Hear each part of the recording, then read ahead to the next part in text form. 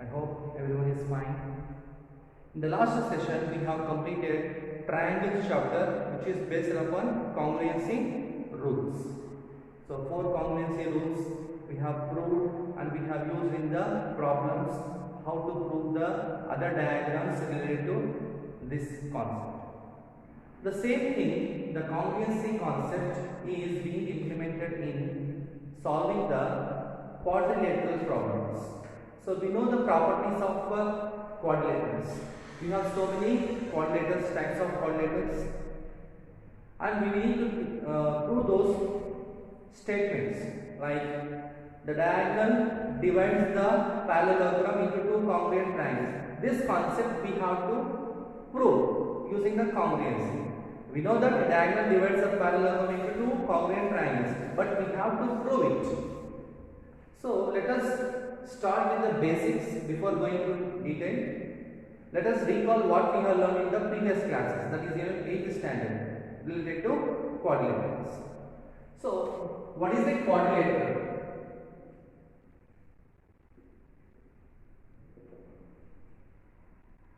What is a quadrilateral? It is a polygon which is made up of four line segments. What is a quadrilateral? It is a polygon made up of four line segments. Okay.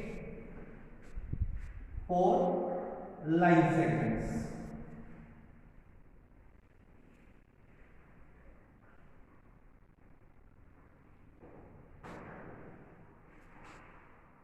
This is one line segment, second line segment, third and fourth. As every ending point, that means every vertices have some name A, B, C, D. I have written it.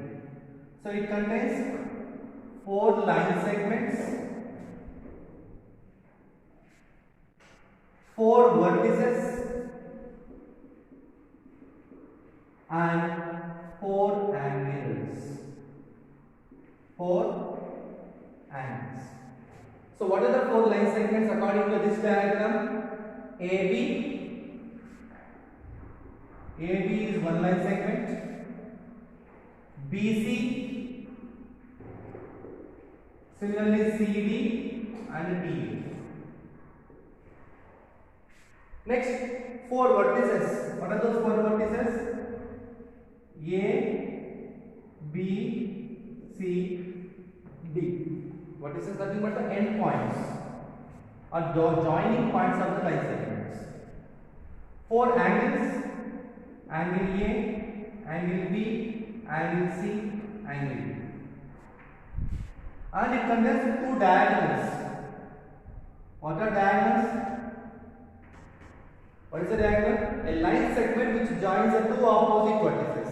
A line segment which joins the two opposite vertices. Here opposite vertices A and C are the opposite vertices and B and D are the opposite vertices. So it contains two diagonals. Okay. AC and BD.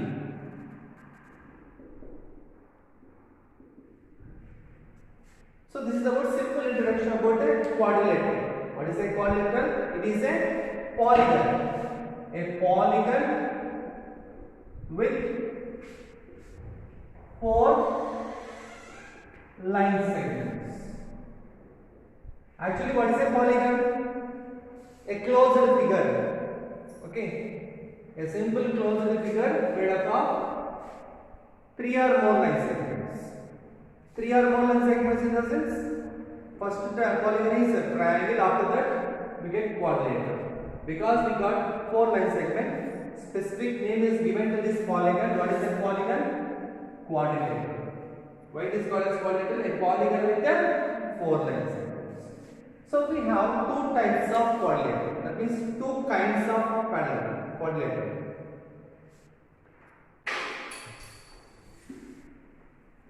The first one is convex quadrilateral and concave quadrilateral.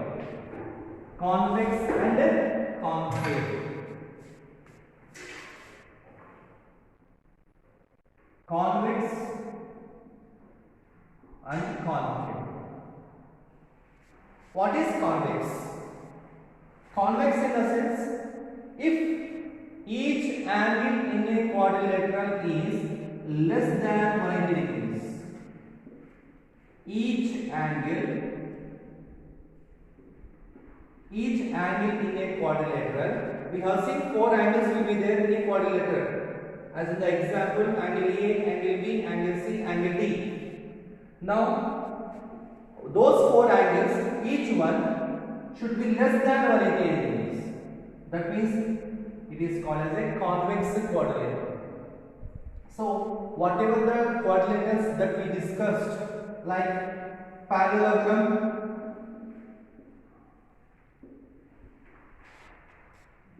next rectangle, square, trapezium, rhombus and kite. So parallelogram, rectangle, square, trapezium, rhombus, kite. So all these are called as convex quadrilaterals. Whatever we are going to discuss in our chapter is this category of a quadrilateral, that is convex quadrilateral. Now we have one more version of a quadrilateral. What is that one? Concave quadrilateral.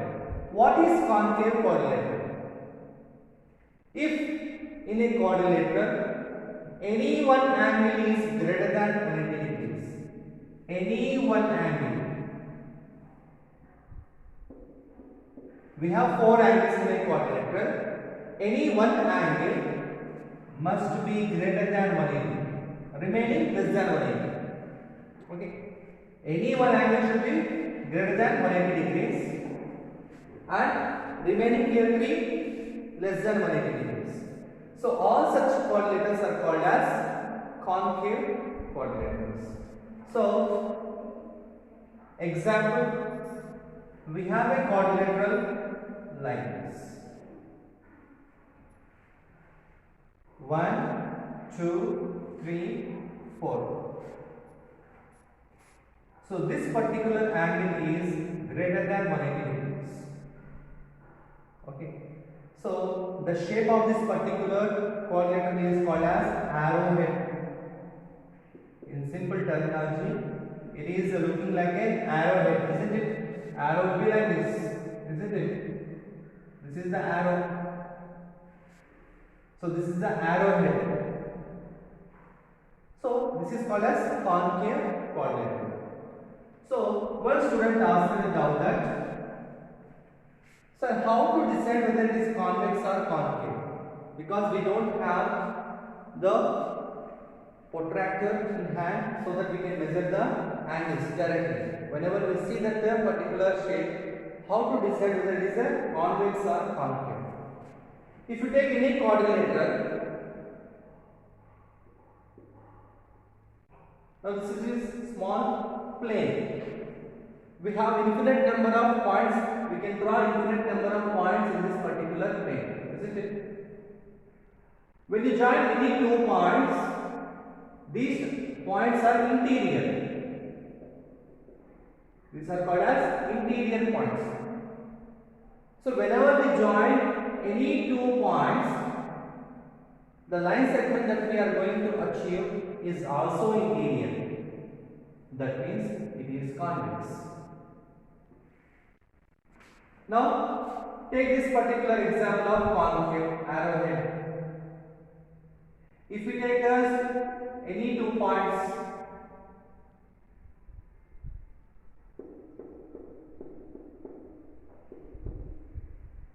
join any 2 points. When you join any 2 points, the line segment which is going to be achieved should also be interior.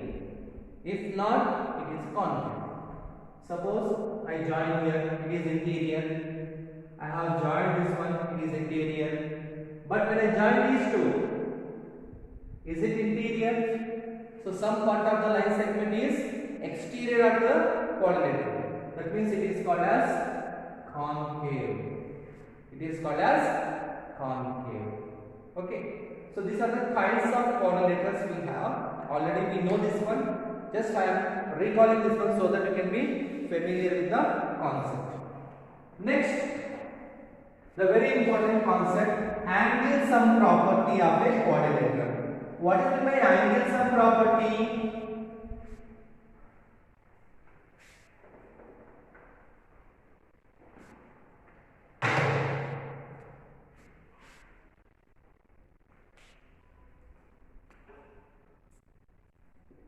Angle sum property of quadrilateral. So what was the angle sum property of triangle? Angle sum property of triangle is nothing but sum of interior angles of a triangle is equals to 180 degrees or supplementary. Okay. Sum of interior angles of a triangle is supplementary or 180 degrees. But here sum of interior angles of a quadrilateral is equals to 360 degrees. How much? 360 degrees. So angle sum property, sum of interior angles of a quadrilateral is equals to 360. How it is 360? We have to prove. Let us take small quadrilateral.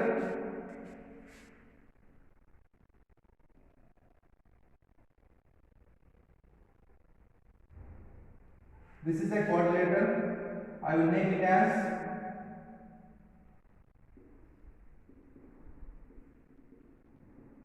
this is one quadrilateral with SYED. SYED is a quadrilateral. Now we have angle S here, angle Y, angle E, angle D. Suppose if I draw a diagonal here, we know that it contains two diagonals. I am drawing one triangle for my convenience. Now it is divided into two triangles. What are those two triangles? EDS one triangle, SYE one triangle. So in triangle, what is the sum of interior angles? 180. Here 180, here 180. Total 360. Let us do that. So angle in triangle SYE. Angle triangle SYE. So what is the sum of interior angles? This angle is nothing but YSE, angle YSE plus angle Y and YES. So we know that in a triangle, sum of interior angles is equals to 180 degrees. Next one, in triangle EDS. EDS.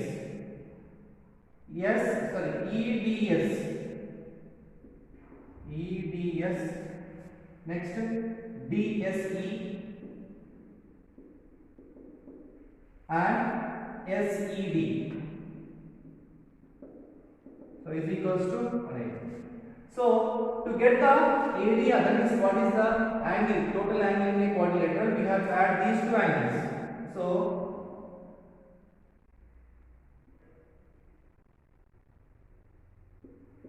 SYED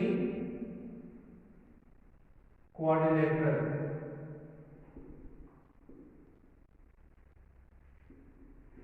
sum of angles in SYED quadrilateral. Now add these two because we are going to get the total angle. Angle YSE and DSE, nothing but angle S. Angle S, angle Y, angle E, angle D. How much? I have added the LHS part. RHS part also will be added. 180 degrees plus 180 degrees. That is nothing but 360 degrees. That means sum of interior angles of a quadrilateral is equals to 360 degrees. Now similarly we have exterior angles in a quadrilateral. Exterior angles in a quadrilateral. What are exterior angles? If any side of a particular quadrilateral is produced to get one more point, This is called as the exterior angle. Now here, what is the exterior angle? If you produce like this is the exterior angle, this is the exterior angle, and this is the exterior angle. So we have 4 exterior angles. So 4 exterior angles sum also 360 degrees. So sum of exterior angles are the quadrilateral is also 360 degrees. So this is about the angle sum problem. So let us go in detail regarding some more important points.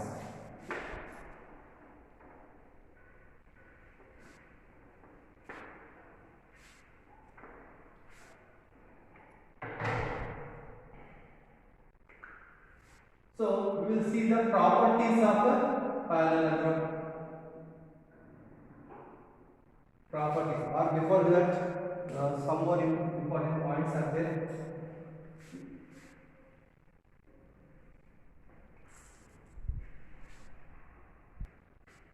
The same angle sum property, that means sum of all angles in a quadrilateral can be achieved with the formula also. What is the formula? We have n minus 2 into 180. That means angle sum property of a polygon. This is the formula used for a polygon, any polygon. Not only triangle, quadrilateral, you can take any quadrilateral, that means any polygon. That means pentagon, hexagon, octagon, septagon, octagon, okay, nonagon, decagon, duodecagon. So any polygon, if you know the number of line segments, you can simply substitute and get the angle sum property of a particular polygon. Suppose I have angle sum property of a quadrilateral. How many line segments will be there? 4. So 4 minus 2 into 180. 4 minus 2 how much? 2. 2 into 180, 360. Already we know this one, we have 2. Similarly, if it is a n is equals to 5. Same. n minus 2 into 180. 5 minus 2, 3. 3 into 180, 18 3 is 54. So 5 for. Like this, you can substitute n value and you can find the angle sum property of a particular polygon. Similarly, we have number of diagonals of a polygon. Number of diagonals of a polygon. So we have a formula n minus 3 into n minus 3 by 2.